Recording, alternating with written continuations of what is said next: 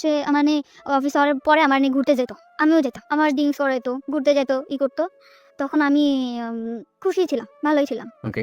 তারপরে না হইলো, ওনার ওয়াইফ যখন বাড়িতে গেছে, তখন আমি আর উনি একদিন ড্রিঙ্কস করছি। উনি ড্রিঙ্কস করলে কোনো প্রবলেম হয় না। ওকে। কিন্তু আমি ড্রিঙ্কস করার পরে আমি মানে পুরো অ্যাবনর্মাল হয়ে যায়।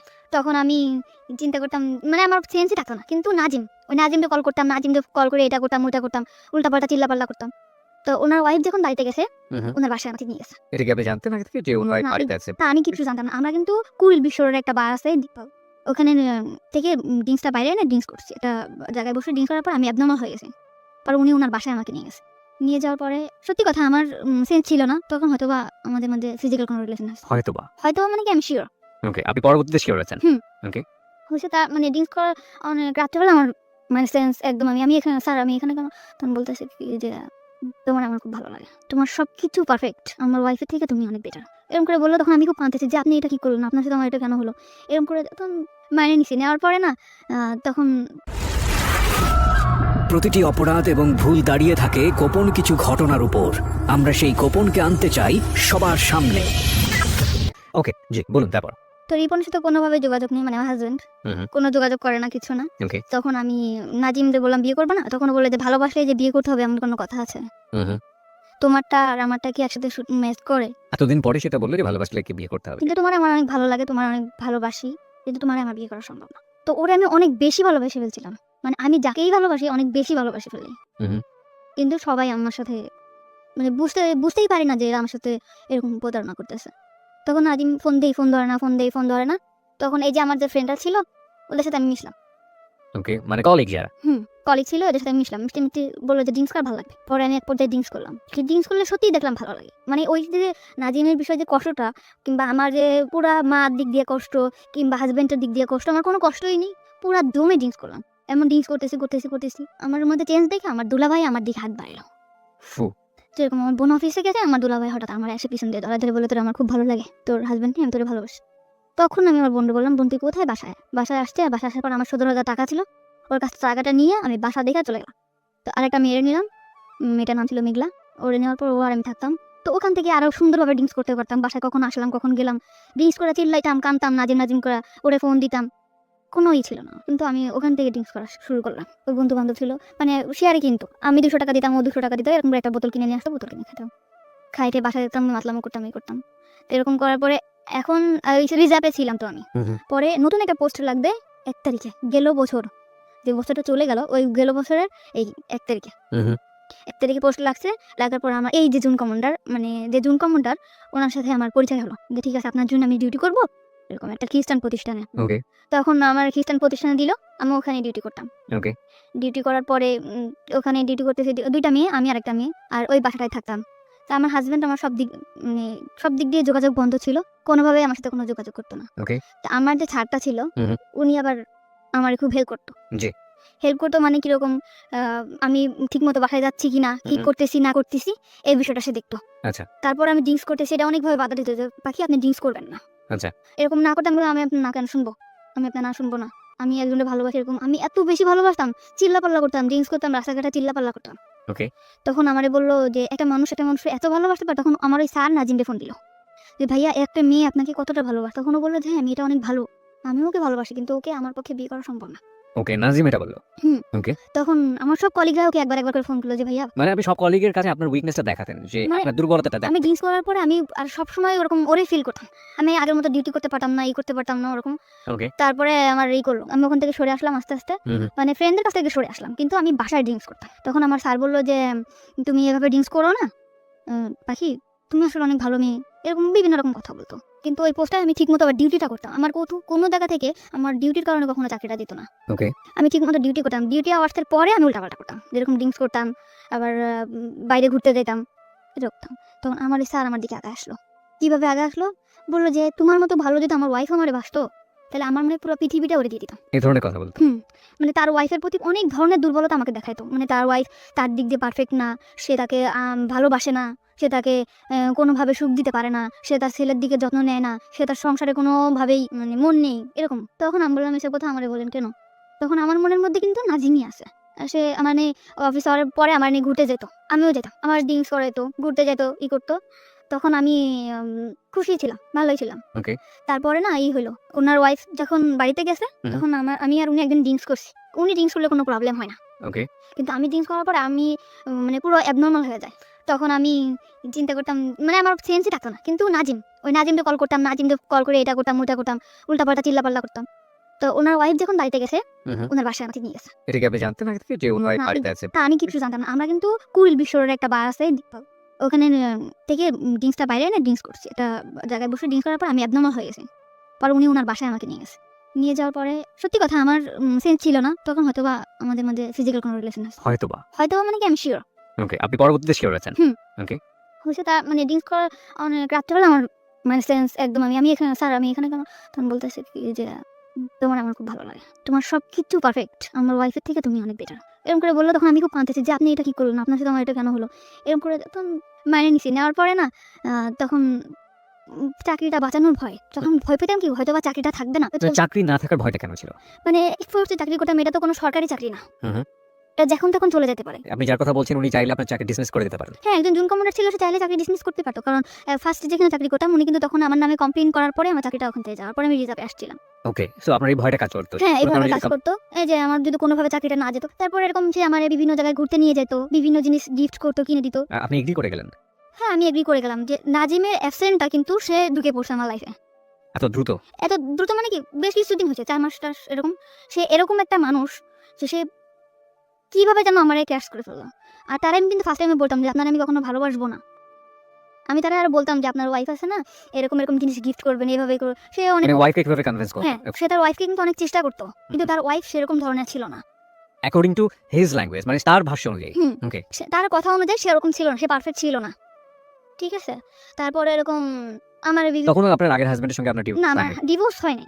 আমার আগের হাজবেন্ডের সাথে আমার ডিভোর্স ছিলই না। ওকে, আমার হাজবেন্ডের সাথে আমার কোনো যোগাযোগ ছিল না।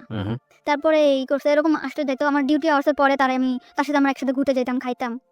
ঠিক আছে, এরকম ভাবে ছিল। সে এরকম আস্তে আস্তে আমার একদম অনেক কাছে চলে আসলো। সে মনে করেন আমার ডিউটি আওয়ার্সের পরে আমার আরেকে পাগল হয়ে যেত, যেমনি হোক আমার বোঝাতো। সে চলে আসতো, কোথায় চলে আসতো? অফিসের ওখানে চলে আসতো, আইসা আমার নিয়ে বাসায় নামাই দিয়ে আসতো। যেহেতু সে একজন অফিসার এবং তার আন্ডারে তো অনেক এমপ্লয়ি কাজ করে, বাকি সবাই বুঝতো না ব্যাপারটা, এবং তার জন্য এটা প্রেস্টিজিয়াস না? দূরে থাকতো অফিস থেকে, মনে করেন এখান থেকে 10-5 মিনিট হাঁটে যাওয়া লাগবে, এরকম এতটা দূরে থাকতো সে। সে আমার রিক্সায় যাইতে কষ্ট হবে দেখে সে রেগুলার, একটা ভাঙা রোড ছিল, ওই ভাঙা রোডে রেগুলার আমার জন্য বাইক নিয়ে দাঁড়ায় থাকতো। ওকে, ওকে। ওখান থেকে আমাকে নিয়ে ওখানে নামাই দিয়ে আসতো। নামাই দিয়ে আসতে যে এরকম রেগুলার দিয়ে আসতো। তারপরে আমি বুঝলাম যে আসলে সে আমাকে অনেক ভালোবাসে। ওকে, অনেক ভালোবাসে। তারপরে আমি আস্তে আস্তে ওনার প্রতি দুর্বল হলাম। যখন আমি দেখলাম যে না, তার ওয়াইফ তার প্রতি না, তখন আমি তার প্রতি দুর্বল হলাম। ও দুর্বল করে ফেলছিল আমাকে, এমন মানে ওয়াইফ তার প্রতি ডিভোটেড না, এটা তো তার ল্যাঙ্গুয়েজ ছিল। তার ছিল, আর আমিও বুঝতাম। কিভাবে বুঝতেন? মানে সে যখন ফোনে কথা বলতো, মানে তার ওয়াইফের বলতো একটু পানি দাও তো, তুমি নিয়ে খাও। এটা আপনি ফোনে শুনতে পেতেন? হ্যাঁ, এটা আমি শুনতে পেতাম। তুমি নাও কিংবা এদিকে আসো তো, মানে আমি শুনতাম। তার ফ্যামিলি সম্পর্কে আপনি কতটুকু জানতেন? শুধু ওই ওয়াইফের বদনামই জানতেন নাকি আরো কিছু জানতেন?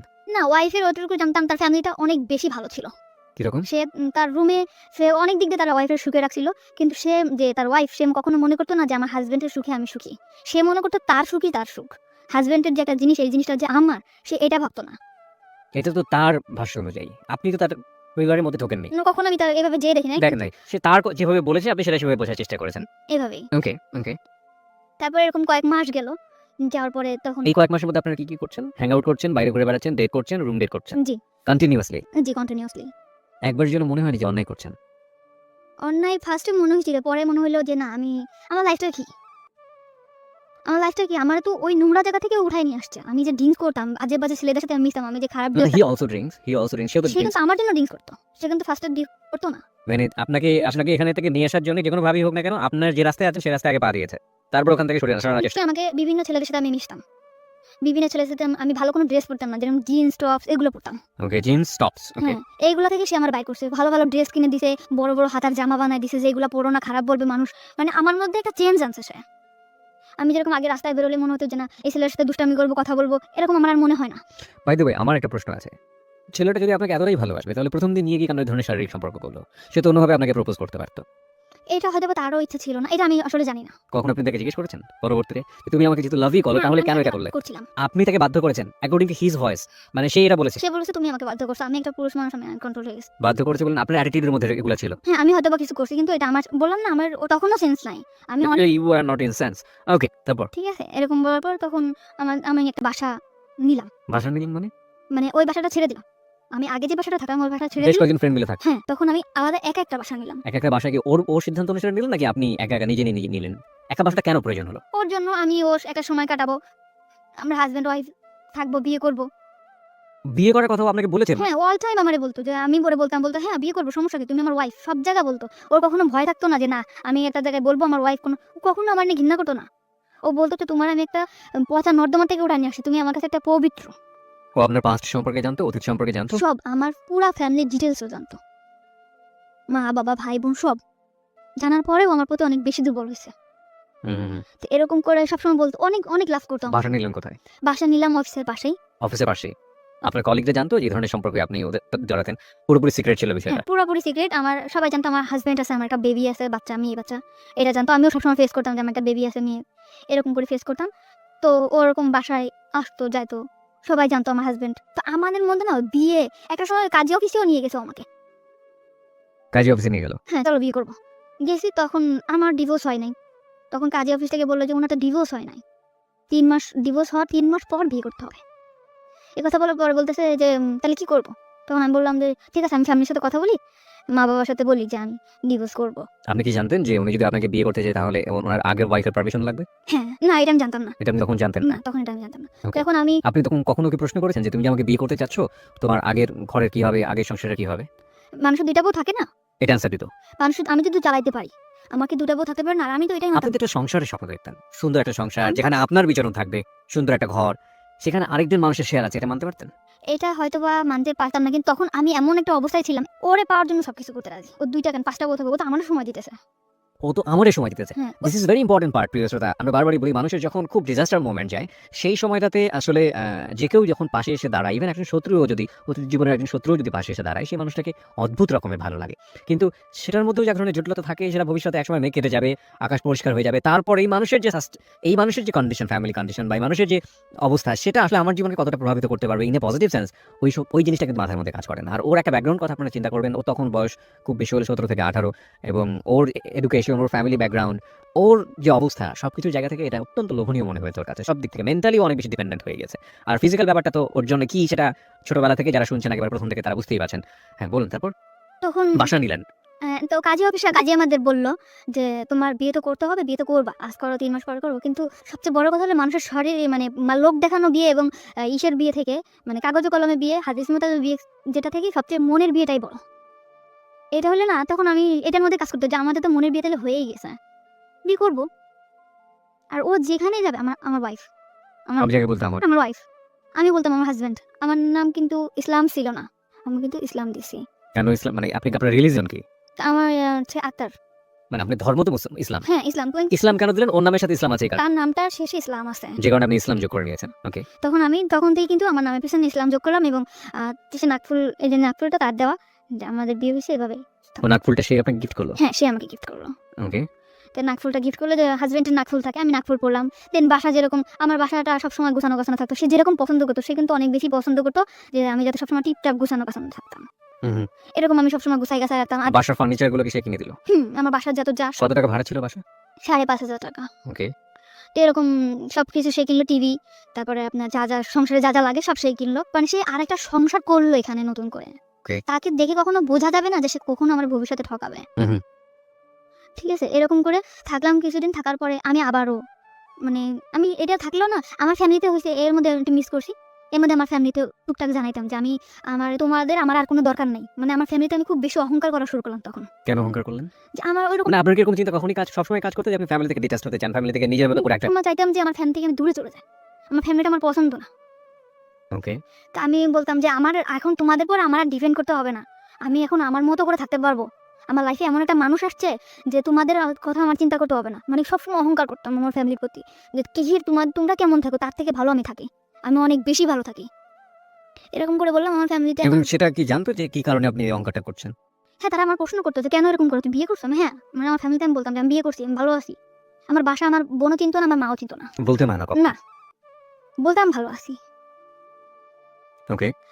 আর বলতাম ভালো আছি, এই জন্য তারা কখনো চাপও দিত না যে না আমি ভালো আছি। ওকে। আর আমার গার্জিয়ানটা তত বেশি শক্ত ছিল না যে অন্যান্য বাচ্চারা যেরকম দূরে থাকলে মারধর করে একটা জায়গায় আনে, আমার মনে হয় ওরকম কখনো আমি পাই নাই, শক্ত গাইডেন্স। শক্ত গার্জেন আমি পাইনি। কিন্তু ও আমার অনেক বেশি শক্ত গার্জেন। ওর পারমিশন ছাড়া আমি কখনো বাসার থেকে নামতাম না, কখনো কোনো কারোর সাথে যোগাযোগ করতাম না। তো ওই চাকরিটা চলে এই মানে রিজার্ভ থেকে আসার পরে ওর কাছে যখন আসলাম, পুরা সিম কার্ড পুরা সব কিছু বন্ধ করে দিলাম ওর মতো করে। শুধু ওর নাম্বার, বোনের নাম্বার, দুলাভাইয়ের নাম্বারটাও ছিল না, বাবার নাম্বার, মার নাম্বার, এই কয়জনের নাম্বার ছাড়া আমার কোনো কলিগের নাম্বার, কারোর সাথে কোনো যোগাযোগ আমার ছিল না। আমার পৃথিবীটাই ও ছিল, আমার অফিস আর ও, এছাড়া কিছু না। ও তেমনি মানে যতটুকু সময় অফিসে থাকবে, অফিস শেষ করে বাসায় যে ড্রেসটা চেঞ্জ করে আমার বাসায় চলে আসবে। রাত 10টা, কিন্তু রাত্রে থাকতে পারতো না, যেহেতু সে ম্যারিড পারসন, চলে যেত রাত্রে। তো এরকম পাশের ফ্ল্যাটে বাড়ি জিজ্ঞেস করতে, ভাবি ভাই আজকে কেন চলে যায়? আমি সে বলতাম যে সে জুম কমনটা সে রাত্রে নাইট চেক করতে হয়, অবশ্যই তাকে যেতে হবে। ওকে, মানে বাসার লোকজন জানতো আপনার হাজবেন্ড সে? সবাই, মানে দোকানে যে খাইতাম, দোকানের লোক জানতো, এলাকার লোক জানতো, পাশের বাসার মানে পাশের ফ্ল্যাটের লোক জানতো, সবাই জানতো। তো আমার ফ্যামিলিতে আমি অনেক বেশি কড়া করে ফেলছিলাম যে তোমার মা, তুমি আমার মা, তোমার আমার লাগবে না, তোমার মানে অনেক বেশি খারাপ ব্যবহার করতাম, লাগবে না, কারোর লাগবে না, আমি অনেক ভালো আছি, সবার থেকে আমি ভালো আছি, এরকম অহংকার করা শুরু করলাম। তাদের দিক থেকে আমি অনেক দূরে চলে আসলাম। ওকে। তারপরে আমার মা বললো যে ঠিক আছে, যদি বিয়ে করে থাকো ভালো। তখন আমি ওরে এরকম যাচ্ছে, দিন যাচ্ছে, তখন আমার মধ্যে কাজ করে যে তখন আর কি একটু বাস্তববাদী মনে হয় হচ্ছিলাম। মানে চিন্তা করতাম যে আসলে কি এটা আমার হবে। আমার মনের মধ্যে কিন্তু কাজ করতো যে সে তো আমার হাজবেন্ড না, সে কি আমার সাথে থাকবে, সে কি আমার সাথে থাকবে, শুধু এটা মনে হতো। এখন আমার মা কিন্তু আমার বলতো, কিংবা ফ্যামিলির সবাই বলতো, মা বলতো যে ছেলে যদি ভালো হয় তো ভালো। আর সবসময় চাইতো যে আমি এটা বিয়ে করি, সংসার করি, আমি নিজের মতো করে বিয়ে করি, যাতে আমি আর কারো, আমি সবসময় তোমার ফ্যামিলির বকাবকি করতাম যে কি বিয়ে দিছো, আমার লাইফটা কেন এরকম হলো। এরকম বলার পরে বললো যে তুই যদি ভালো থাকিস তো ভালো। আমি বলতাম যে মা আজকে এই বাজার করছো, ওই বাজার করছে, মা ভালো। কিন্তু মা সবসময় বলতো যে এই যাই হোক, শুনলি তো অনেক ভালো, তোর কাছে কিছু টাকা পয়সা রেখে দিস, জিনিসপত্র গয়নাগাটি। আমার মধ্যে না কখনোই লোভটা কাজ করতো না। ও কিন্তু অনেক ভালো একটা জব করে, আমি কিন্তু ইচ্ছা করলে ওর কাছ থেকে অনেক টাকা যখন তখন নিতে পারতাম। আমি সংসারিক খরচ ছাড়া ওর কাছ থেকে কখনো টাকা নিতাম না। মানে আমার মা কিন্তু সবসময় বলতো যে ওর কাছে টাকা নিয়ে রাখবি, 10,000 টাকা, 5,000 টাকা নিয়ে রাখ। এই কথাগুলো কিন্তু ওরা আমি কখনো বলতাম না, কারণ আমার ফ্যামিলি অনেক বেশি ছোট হয়ে যাবে ওর কাছে। ঠিক আছে, এরকম টাকার কথা বলতো। আমি আপনার মা কবে জানলো ও সম্পর্কে? মা তো পরে বলার কথা। বোনের বাসা থেকে চলে আসার পরে কিভাবে? ফোন দিয়ে বলছি, আমি ফোন দিয়ে বলছি ফোন দিয়ে কি বলেছিলেন? যে আমি মানে আমার বললো যে তুই বাড়িতে আসিস না, যোগাযোগ করিস না। তখন আমি বললাম ভালো আছে, আমি বিয়ে করছি। তখন ওর সাথেও ফোনে কথা বললো, ওর সঙ্গে কথা বলতো, কি বললো? বললো আন্টি আমি ওর সাথে একসাথে চাকরি করি, ভালো, ও খুব ভালো মেয়ে, এই সেটা বললো। কিন্তু আমাদের মধ্যে রিলেশন আছে ও বলোনি। মানে ওইটা বলেনি যে ও আপনাকে বিয়ে করেছে? না, ওকে। কিন্তু ও বললো যে ওর নিয়ে কোনো টেনশন করা লাগবে না, আমি আছি ওর পিছনে, সারা জীবন থাকবো। ওকে, ওর স্ট্যাটাস কি, ফ্যামিলি স্ট্যাটাস কি, কি অবস্থায় আছে কিছুই জানে না না। আপনার ফ্যামিলি? না। ওকে, ফাইন। তারপর? কিন্তু বলছিলাম মারে যে মা, মানে পরে বলছি যে মা আমি, ও কিন্তু পরে বললো যে ও সব জানে শুনে তোরে বিয়ে করছে। আমি বলছি হ্যাঁ, ওর একটা বাচ্চা আছে, একটু ওর বউ নেই। কিন্তু ওর বউ নেই? মারে মিথ্যা কথা বলছি যে মা আমার পুরো ফ্যামিলিতে বলছি যে ওটা বাচ্চা আছে কিন্তু ওর বউ নেই। এটা বলার পরে তো বললো ঠিক আছে, তুই যদি সুখে থাকিস তুই থাক। কিন্তু আমার সবসময় আমার মা কান ভাঙানি দিত, তোর কাছে টাকা নিয়ে, এটা নিয়ে, ওটা নিয়ে।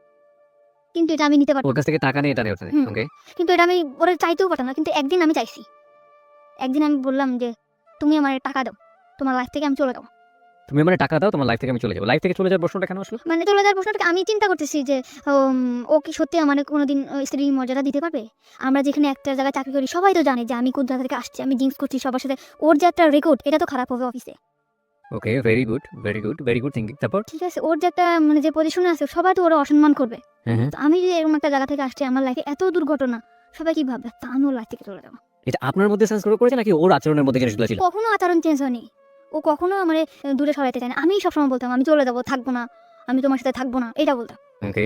আর আমার মধ্যে কাজ করতে হচ্ছে আমার সাথে তো বিয়ে হয়নি, আদৌ কি থাকবে, সবসময় দুর্বলতা। না, একটা জিনিস আমি বুঝতে পারছি, সেটা হচ্ছে যে আপনি নাজিমের সঙ্গে তখন তো আপনি চাইলে ডিভোর্স দিতে পারতেন, যেহেতু আপনাকে বিয়ে করতে চাচ্ছে। আপনি ডিভোর্সটা কেন দেননি? আপনি কেন ডিভোর্স দেননি? আমি চাইছিলাম যে সে ডিভোর্স দিক। নাজিম আপনাকে ডিভোর্স? নাজিম না, রিপন। সরি, রিপন আপনাকে ডিভোর্স দিক। হ্যাঁ। রিপন আপনাকে ডিভোর্স আর ওর দিয়ে আপনার লাভটা কি? না, আমি ওর প্রতি আমার কোনো ইয়েই ছিল না। তো তাহলে আপনি কেন দেননি? ওর প্রতি মানে ওর পিছনে আমি চিন্তা করতাম যে ওর পিছনে আমি 1 সেকেন্ড নষ্ট করি, ওইটাই আমার নষ্ট। ডিভোর্স যা হয় হোক। কিন্তু আপনার তো এই ভদ্রলোককে পাওয়ার জন্য, বিয়ে করার জন্য আপনার অন্তত আপনার জায়গা থেকে পথটাকে ওপেন মানে খোলাসা রাখতে হবে। সেই জায়গাটা থেকে তো আপনাকে সিঙ্গেল স্ট্যাটাসে আসতে হবে। আপনি তো কাগজে কলমে তখনও কারো না কারো বিবাহিত বউ। তো আপনার কখনো মনে হয়নি যে আপনি ওকে ডিভোর্স দিয়ে দিবেন? রিপনকে ডিভোর্স তো বহুবার মনে হচ্ছে যাই ডিভোর্স করি, আবার মনে হচ্ছে না করবো, সমস্যা কি? কিন্তু ওইভাবে যদি আমি জানতাম যে আসলে আমাদের অমুক ডেটে বিয়ে কিংবা আসলে বিয়েটা মানে হচ্ছে, ফিক্স করা যদি থাকতো তাহলে আপনি এরকম একটা, কিন্তু আসলে বিয়ের ব্যাপারটা খুব ইমোশনাল ছিল। চলো করে ফেলি, চলো করে ফেলি, তারপর আবার যা, করবো। তারপর আবার যা সেরকম অবস্থায় চলে যাওয়া। ওকে, মানে সিরিয়াস ছিলেন না আপনার আলটিমেটলি। ইমোশন যখন আসতো তখন সবকিছু করে ফেলবো, ইমোশনটা থেমে গেলে আবার আগের জায়গায়। আগের যারা। Very important. ওকে, তারপর? তখন আমি ওরে বললাম যে আমি তোমার লাইফ থেকে চলে যাবো। তখন ও বললো, কেন চলে যাবা? আমি বললাম, থাকবে না, কারণ এইভাবে হয়, তুমি কখনো আমার সাথে রাতে থাকতেছো না, তুমি আমার বিয়ে করতেছো না, আমি এইভাবে কি সংসার জীবন হয়? আমার একটা সংসার না এটা। তখন ও বললো যে তুমি আমার লাইফ থেকে চলে যাও, তুমি টাকা চাচ্ছ, তুমি টাকা নিবা, কিন্তু এই বাসায় থাকবা, তুমি এই বাসা থেকে কোথাও যেতে পারবা না। ও টাকার নিয়ে আপনাকে প্রশ্ন করেনি যে তুমি টাকা দিয়ে কি করবা? কোনো দিনও প্রশ্ন করে নেই। কোনো প্রশ্ন সে করেনি। না। টাকা চাচ্ছ, টাকা নিবা। হ্যাঁ, Okay, টাকা তারপর? চাচ্ছ, টাকা নাও, তোমার অ্যাকাউন্ট করে দিয়েছি, অ্যাকাউন্টে রাখো, তাও ভালো, কিন্তু তোমার আমি কখনো আমার জীবন থেকে তুমি যাইতে পারবা না। প্রিয় শ্রোতা, আমাদের আর একটা বিরতির সময় হয়েছে। আমরা এখানে একটা বিরতি নিতে চাই। আপনারা সবাই শুনছেন close up presence hello 8920 ABC radio FM 89.2 এ। আমি আরজি কিবরিয়া রয়েছে আপনার